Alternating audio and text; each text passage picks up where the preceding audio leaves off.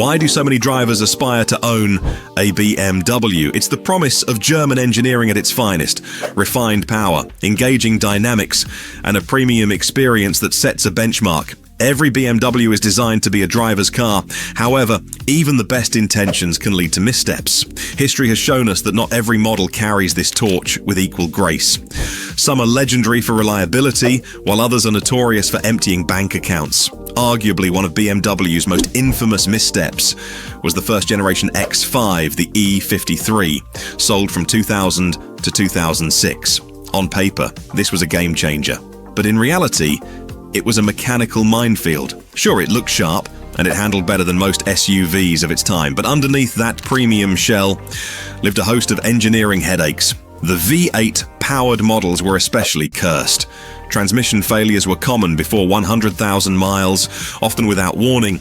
Owners would describe smooth highway driving one day, then sudden slippage or complete gearbox failure the next. But the misery didn't stop there. The electrical gremlins were relentless. Dashboard pixels disappearing, power windows that gave up mid-use, and door handles that seemed to detach from reality. Cooling system leaks were as predictable as sunrise. Climate control units went haywire, and fixing any of them is a nightmare, unless you had a lift, diagnostic tools, and infinite patience. Today you'll find these X5s dirt cheap in used listings. Tempting, right? Don't fall for it. Unless you're a skilled mechanic or glutton for punishment, this is one SUV that will drain your wallet and your will to live. Let's talk about the E65 and E66 7 series, built between 2002 and 2005. If you've ever dreamed of owning a spaceship with mood swings, this is it. BMW wanted to revolutionize the luxury sedan, and instead, they accidentally built a case study in over-engineering. The iDrive system was introduced here, and it was about as intuitive as a microwave in ancient Greek. It glitched, froze, and failed so often that drivers started carrying printed directions again. Under the hood, things didn't get any better. The V8 engine in the 745i models was known for valve stem seal failures, a fix that routinely costs $5,000 or more. Oil leaks were frequent. Timing chain issues weren't uncommon, and if something did break, just diagnosing the issue could cost more than fixing it. Worst of all, these 7 Series cars depreciated like they were trying to escape from owners.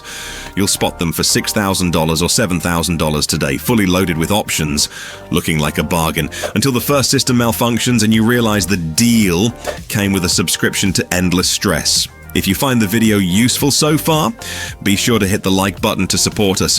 The F10 Generation 535i, sold from 2011 to 2016, looks like a success story from the outside. Sleek styling, a refined cabin, and that classic BMW performance made it a popular choice.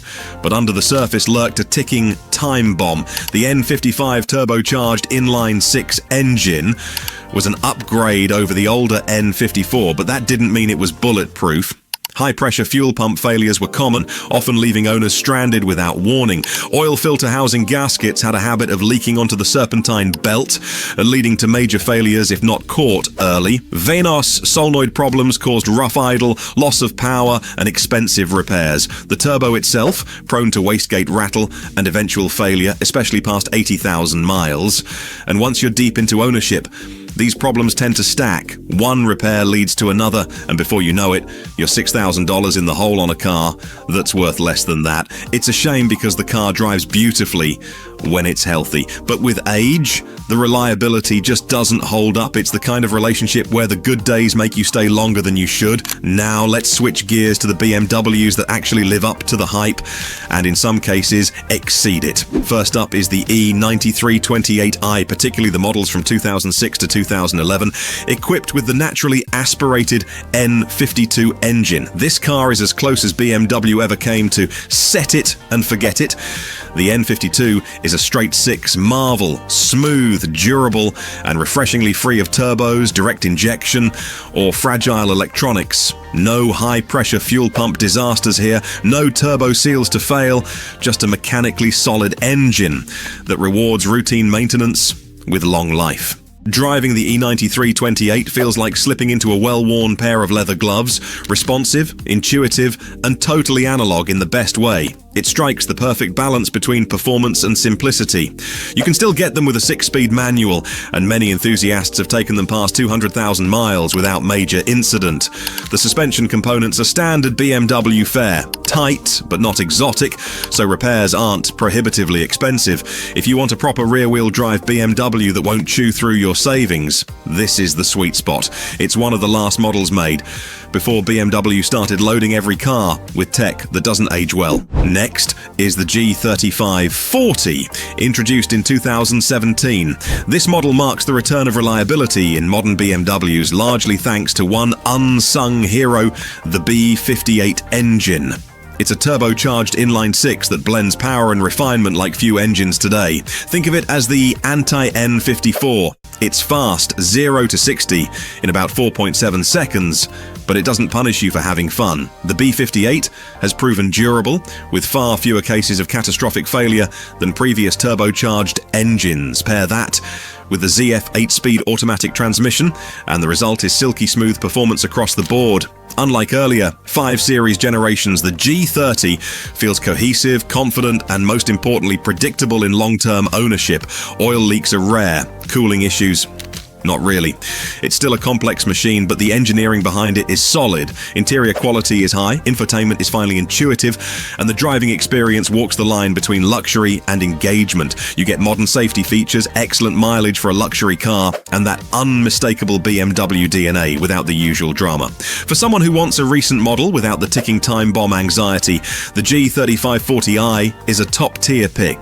The F22 2 Series coupe, produced from 2014 to 2021, is arguably BMW's last true driver's car. Compact, rear-wheel drive, and refreshingly straightforward, it brought back the magic that made the brand famous in the first place. Even the base 228 with a Turbo 4 was punchy and nimble, but step up to the M235i and you're in for something special, a short wheelbase rocket with the beloved N55 inline-six. Yes, the N55 has its quirks, but it was improved by the time it landed in the M235i. And in the lightweight F22 chassis, it shines. The steering is razor-sharp, the suspension is taut but not punishing, and the whole car feels alive in a way modern cars rarely do. What's more surprising is the reliability. Many F22 owners report trouble-free ownership past 100,000 miles. It's simple enough to maintain, parts are widely available, and major issues are rare.